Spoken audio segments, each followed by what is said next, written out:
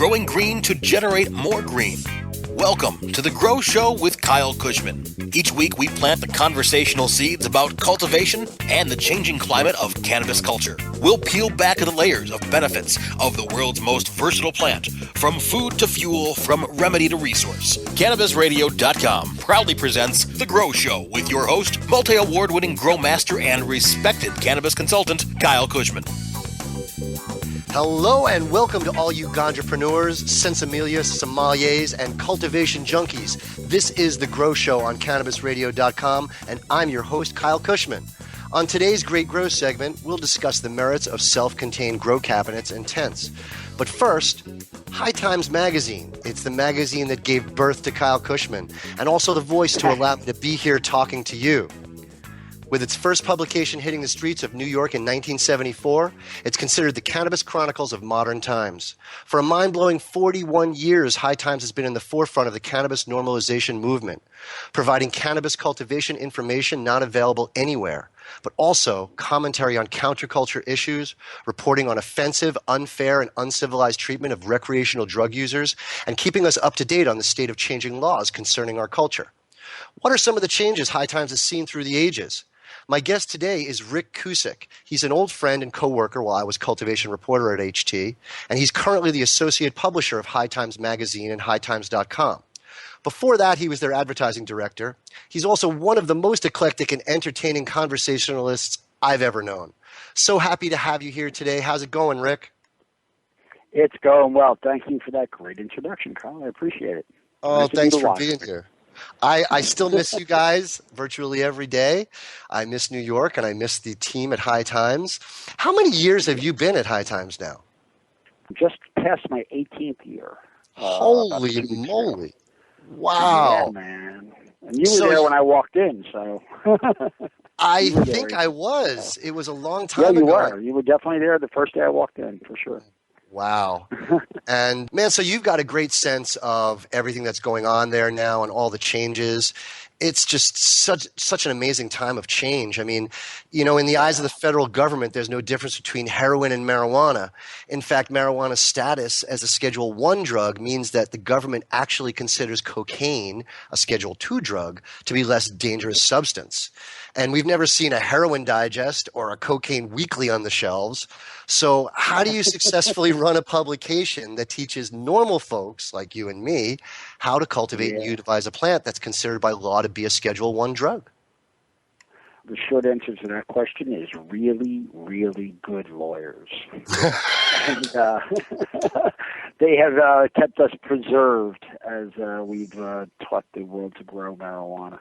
You know, I mean, the 18 years that I've been with High Times, when I came on board, we were pure contraband, and we were very illegal, and speaking about it only because of the First Amendment. And now we are commerce, we are product, and we are very much legal and the fastest growing industry in the United States.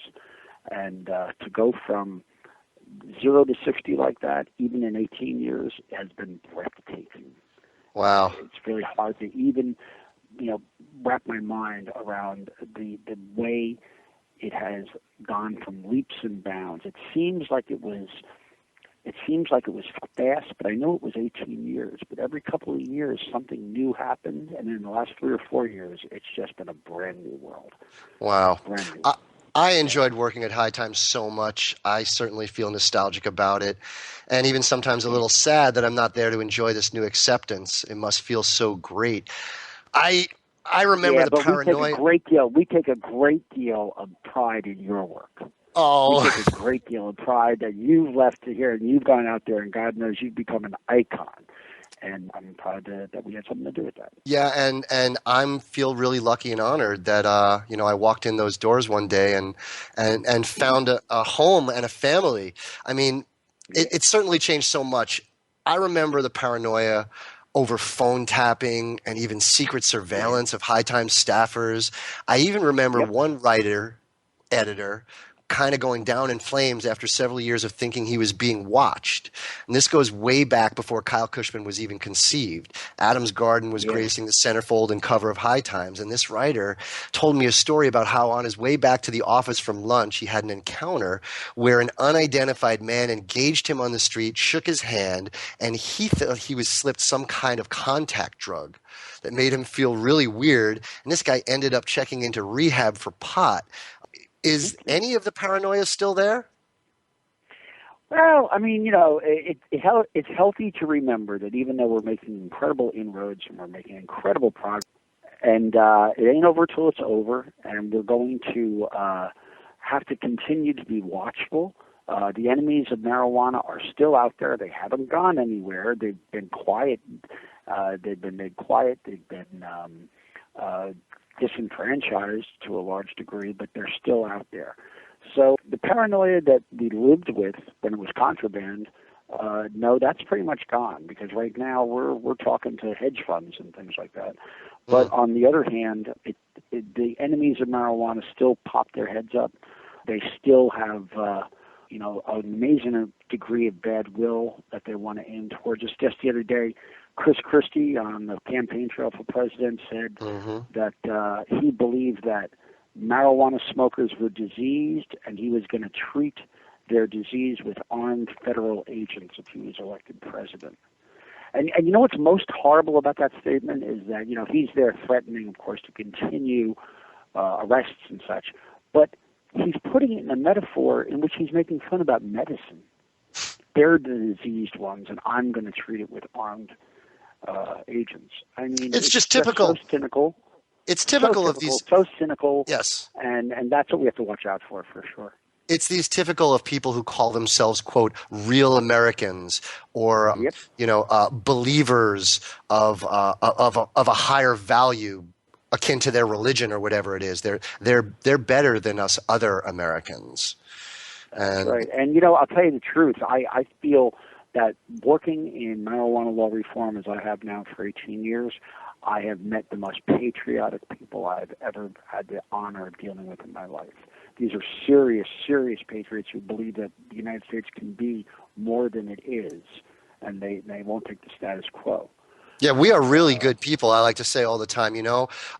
I'm not a big conspiracy theorist. I mean, I'm not naive to know that there are not conspiracies out there, but it's not my go-to train of thought. Right.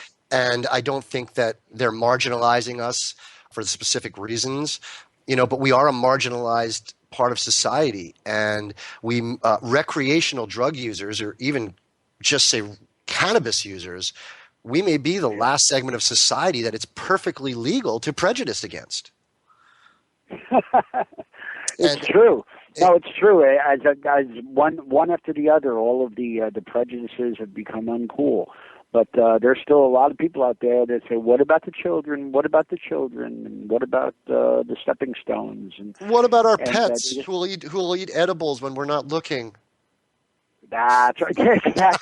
Exactly. I mean, really, man. The one that gets me is in Colorado. They legalized in Colorado a few years ago, and every year they put up a Drug Endangered Child Act. It never passes.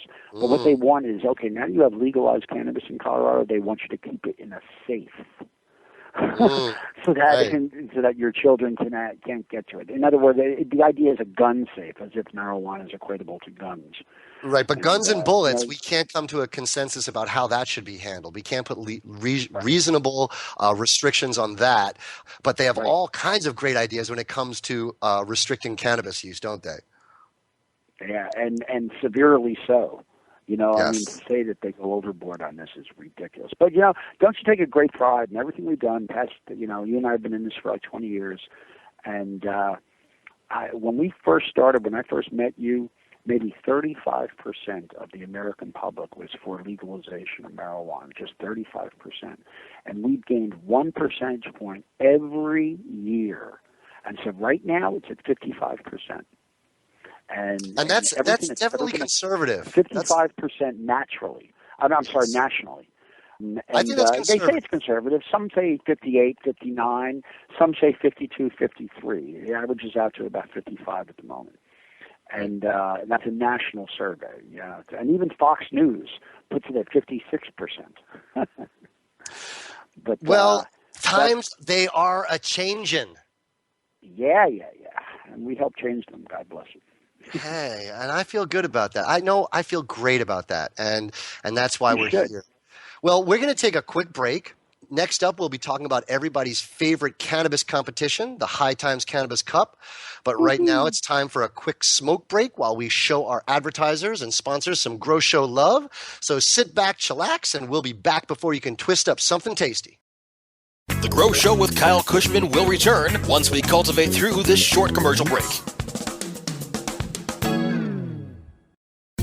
Ganjapreneur.com, your guide to the cannabis business world. Ganjapreneur.com is a comprehensive resource for cannabis professionals and entrepreneurs. Download the Ganjapreneur app on your smartphone or tablet to catch up on cannabis industry news, scroll through our daily job listings, and learn about successful cannabis companies, executives, and investors. Ganjapreneur.com, helping Ganjapreneurs grow. Educator, author, and advocate Dr. Mitch Earlywine is here to tackle the burning issues. And I'm here to clear up the myths about cannabis and burn them away with science. CannabisRadio.com presents a no-holds-barred platform that seeks to redefine and revolutionize the entire scope of the cannabis culture while opening the door for more to join the Cannabis Crusade. Dr. Kevin Hill. You can't ignore the fact that, like alcohol, most people who use don't have a problem. So I think that you need to think about policy in that way while educating people properly about marijuana. I think that's the way to go. Burning Issues, only on CannabisRadio.com. The smoke is rising, and the next crop of podcasts devoted to cannabis providers and enthusiasts are ready to be harvested. Welcome to the Cannabis Radio Network, founded by respected rainmakers who have been producing award-winning podcasts for over a decade. Industry headlines, business updates, medical reports, marketing, and e-commerce education rolled up perfectly for your consumption. Let's grow together. The Cannabis Radio Network, CannabisRadio.com. Time to plant some more conversational seeds. You're listening to The Grow Show with Kyle Kushman, only on CannabisRadio.com. Welcome back, everybody, to The Grow Show. I'm your host, Kyle Kushman, and we're here with Rick Cusick of High Times. This next segment is devoted to one of the most beloved cannabis events on the planet, the High Times Cannabis Cup. A gathering that celebrates cannabis by providing community for enthusiasts to light up, mingle, share ideas and stories. It's a place to inhale and share the botanical benefits with like-minded canna lovers from around the globe. What exactly is the Cannabis Cup, as if anyone not living under a rock doesn't already know? And how did it come to be, Rick? How did it come to be? Well, in 1988, Steve Hager decided that we should get away from covering cocaine and other drugs in High Times, and we're just going to cover weed. And towards that end, he went to Amsterdam, and he came back and said, they've got themselves a scene in Amsterdam. We should cover it, and we should actually have an event over there where we'll judge all the weed. It was a Cannabis Cup, very small. I don't really know how many people. I don't think there was that many in the first one, maybe 8 or 10 entries or something. And that was the first one. It was a slow start for several years, although it built up through the 90s. And when I came aboard, it was already several thousand people coming to Amsterdam every year. We did it in Amsterdam for 28 years, just stopped last year because the politics have changed there. But 5 years ago, we began doing them in the United States, first as medical cannabis cups and then as U.S. cannabis cups.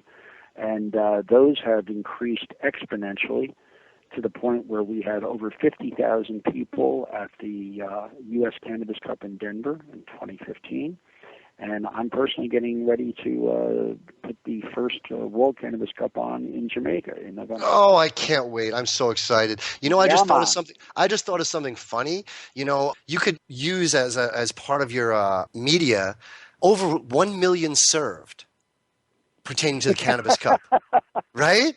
Right? That's kind of like very true. That's right.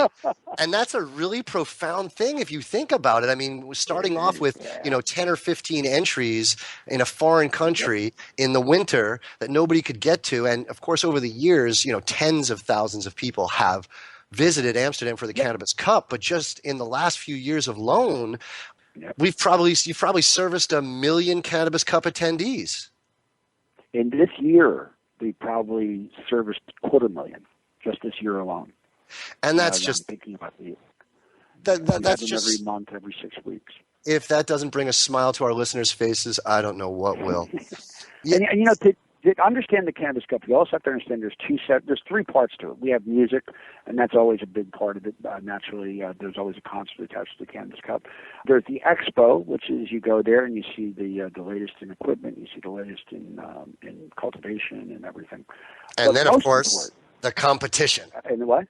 And then, yeah, that's what I was going to say. Most important is the competition, because that's real. That's not just commerce, and that's not just culture, but rather we have attracted over the years. It's a signature event, and the best growers on the planet want to win the Cannabis Cup.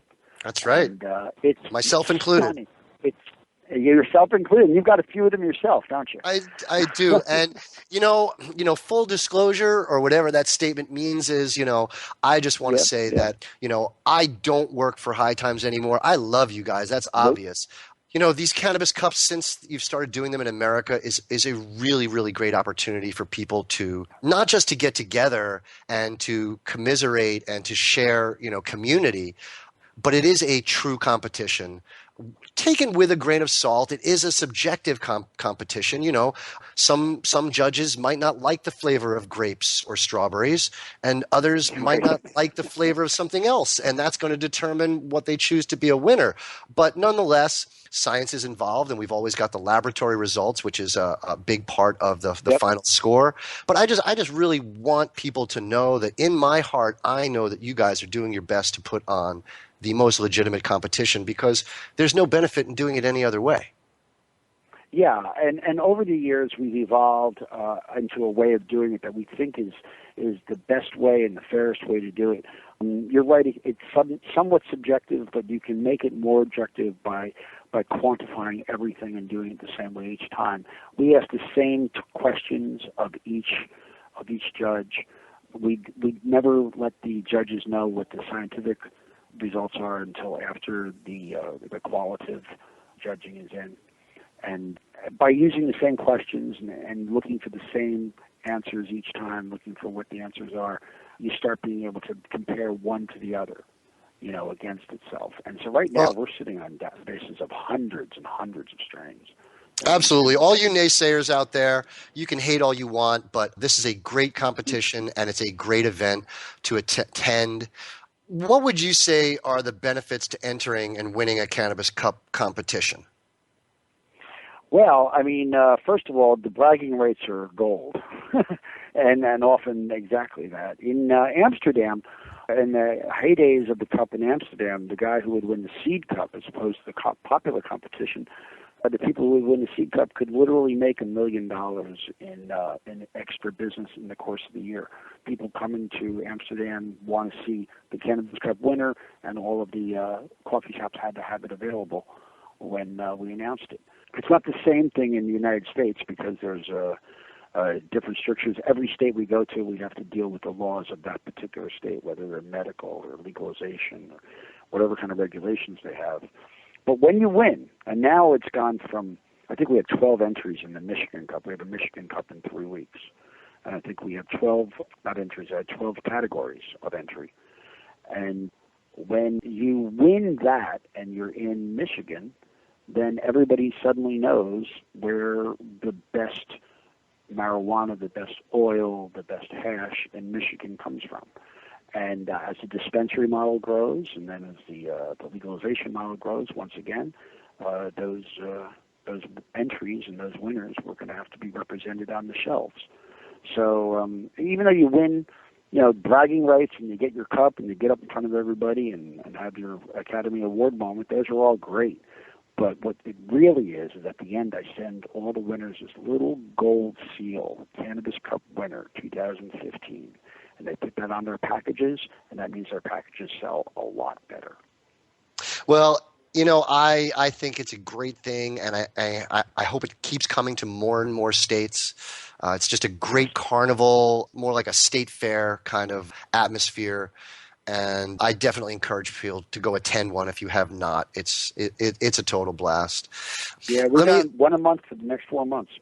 Fantastic. Jamaica is going to be off the chain, as they say, and I'm so glad you guys are working that out with the cooperation of the Jamaican government and the Church of Rastafari. Yep. It's just the most spiritual cannabis event that in history, I think. It's going to be something that is unprecedented. It's of all the cups that we've done a little under 50 cups now. Actually, probably more than I think about, maybe over 50. And whatever happens in Jamaica, it'll be the first Cannabis Cup that ever had the full cooperation of the host government. Amazing. And Jamaica's there, man. They're ready for us. To heck with the stick up their ass guys in Amsterdam for now. Let them change it around, then you'll come back. Yeah. Listen, we're almost out of time. I got one more little question I want to ask you here, and maybe you might want to think about it for a few seconds. If you could go back in time and give your younger, greener self one nug of wisdom, what would it be? Well, this would be very personal. When I was 18 for the purpose of this question, let's say I'm talking to my 18-year-old self. Okay. There are 4 words I would say to my 18-year-old self. Write more, drink less.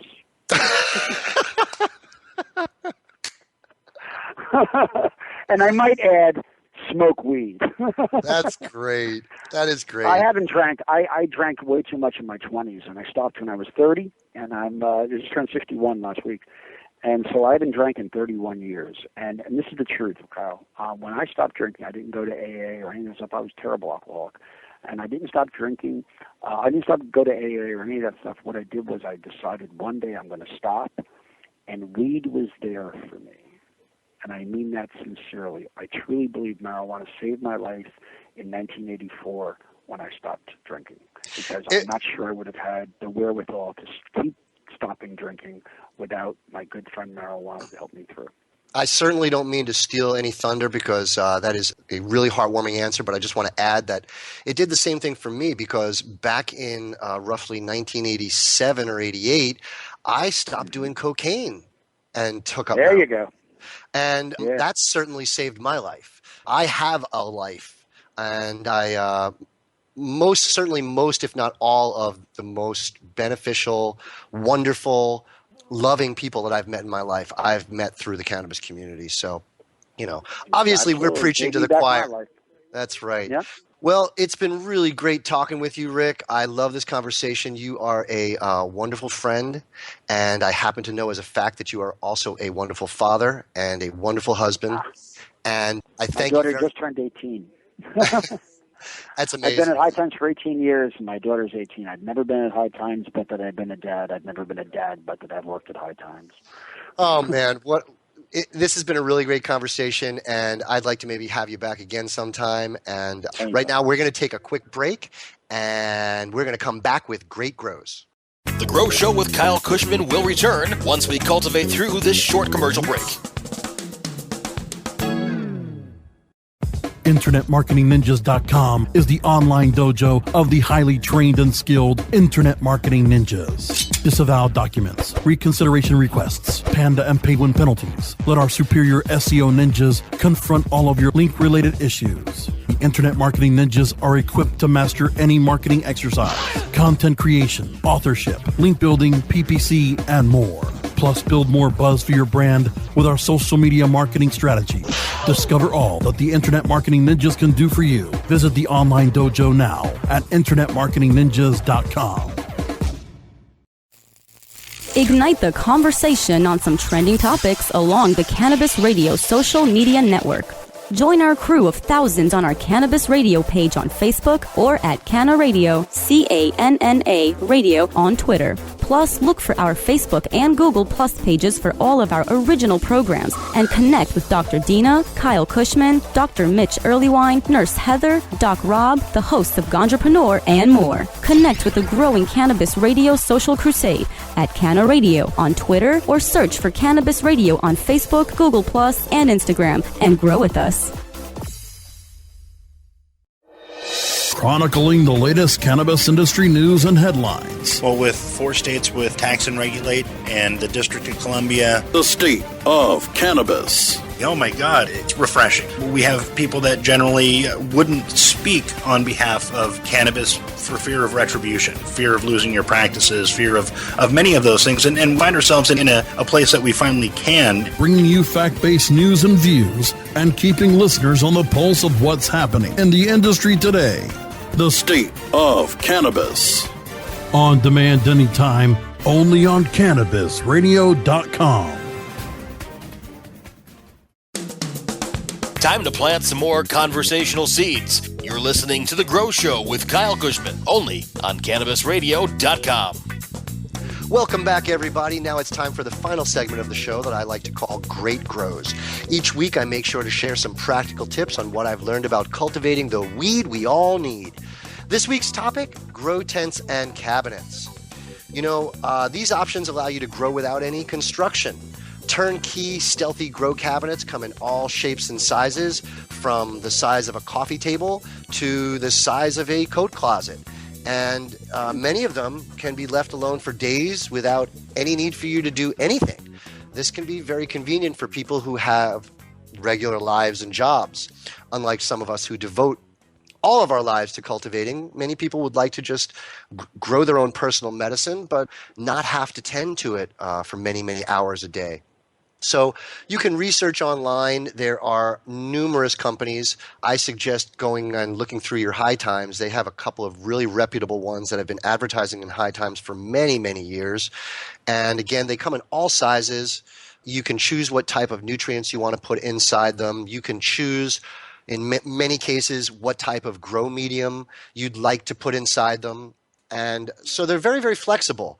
And in a lot of cases, they're very discreet as well. You can put them in a corner of a room and not necessarily know what's inside them. Maybe you can throw a tapestry or something over it and put a lamp on top of it or something, and it really just looks like it's a dresser or a chest. Have you any interesting comments about how people can incorporate grow cabinets into a cannabis lifestyle, Rick? Yeah, I do actually. You know, since the day I started High Times, I've had grow advertisers, the grow cabinet advertisers, and back then, when we were all contraband, those were basically looking towards stealth. You know, you want to make sure that they were really great for stuff. Some of them were wood paneled and looked like furniture. You know, but as things proceeded in the last 10, 12 years, and we've gotten into a more medicalized, legalized world, what I've noticed is that the grow cabinets you're talking, not everybody who gets sick and needs to get the medicine is very good at growing. I know if I had to grow for my medicine, it would be a terrible thing because I can't grow to save my life. But these grow cabinets allow for a patient to grow their own medicine, and they don't have to like reinvent the wheel to learn how to do it. And I think now I hear more from people who buy the cabinets because they're patients and they're growing their own medicine rather than they're trying to grow weed and they want to be stealth about it. Right. It's a really, really good option because the biggest part of growing or cultivating is prioritizing. You have so many things to think about. You know, apart from should I water, shouldn't I water, it's should I prune, should I de-leaf, should I top my plants? There are so many growing questions to think about that eliminating the actual environment or the construction is really a big help. And that brings me also to grow tents. You know, grow tents used to be just used to put a few fluorescent lights in and maybe keep your mothers alive, or maybe to put a male in to isolate it for the pollen. But now grow tents come in so many sizes, from 2x2s for cloning all the way up to 40-foot by 40-foot tents that you can install inside a large building, let's say a warehouse or a garage, so that you now don't have to hire a contractor to come in and put up walls, and you can simply install your dehumidifiers, your air conditioners with flexible ducting through the openings that they have in these tents. And it really makes it really simple to get even a larger grow going. These tents are sturdy, and you can hang your lights up in them. And like I said, they come in all different sizes. You've got 4x4s, 8x8s, 10x10s, 20x20s, and I've heard all the way up to 40x40s, which people are putting into warehouses and really lowering the cost of an install of a large grow. So these are really important options that I want people to know that they have. And we are about out of time, and I'd like to thank our guest, Rick Cusick from High Times Magazine. Rick, if you could please tell the listeners where they can contact you on social media and maybe mention a website. Well, your best bet is to get on www.hightimes.com. That's where all of our High Times world happens online. And other than that, you can get through to I'm not sure what other social media is. To tell you the truth, I'm the old guy here, so social media is not my strong suit.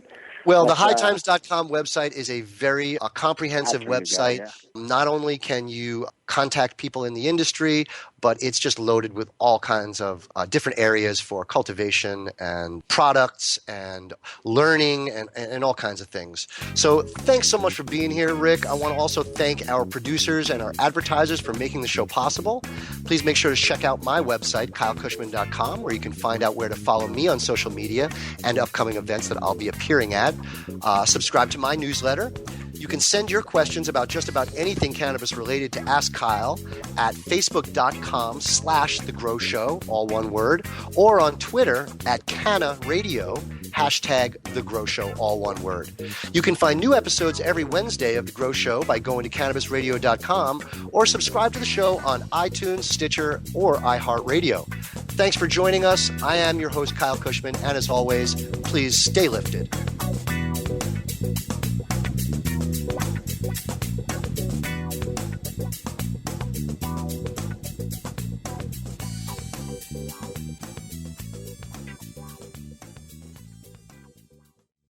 The opinions expressed on this CannabisRadio.com program are those of the guests and hosts and do not necessarily reflect those of the staff and management of CannabisRadio.com. Any rebroadcast or redistribution without proper consent of CannabisRadio.com is prohibited.